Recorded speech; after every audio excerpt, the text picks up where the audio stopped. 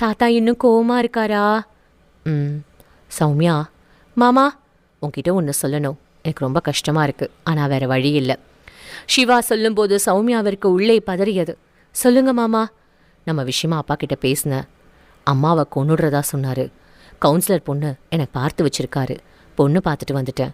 கல்யாணத்துக்கு நாள் குறிச்சிடுவாங்க சீக்கிரமா. என்னாச்சு சௌமியா, உனக்கு என் மேலே கோவமா? இல்லையா? எதுவுமே சொல்ல மாட்டேங்கிற. எதுக்கு மாமா கோவப்படணும்? என்ன சொல்கிற சௌமி? நீ எனக்கு சாமி மாதிரி மாமா. சௌமி, ஆமாம் மாமா, எனக்கு உன்னை எவ்வளவு பிடிச்சிருக்குன்னு சத்தியமா எனக்கே தெரியாது. என்னை விட்டுட்டு இன்னொரு பொண்ணை கல்யாணம் பண்ண நீ முடிவு பண்ணா நீ எவ்வளோ வருத்தப்பட்டிருப்பேன்னு எனக்கு நல்லா புரிஞ்சுக்க முடியும் மாமா. இதில் நான் வேற உன் மேலே கோவமா இருந்து என் மாமாவை நானே வருத்தப்பட வைக்க முடியுமா சொல்லு? சௌமி, என்னாச்சு மாமா, ஏன் கண் கலங்குற? நீ என்னைக்கும் நல்லா இருக்கணும் சௌமி. எனக்கு வேற என்ன சொல்றதுன்னு தெரியலம்மா. மாமா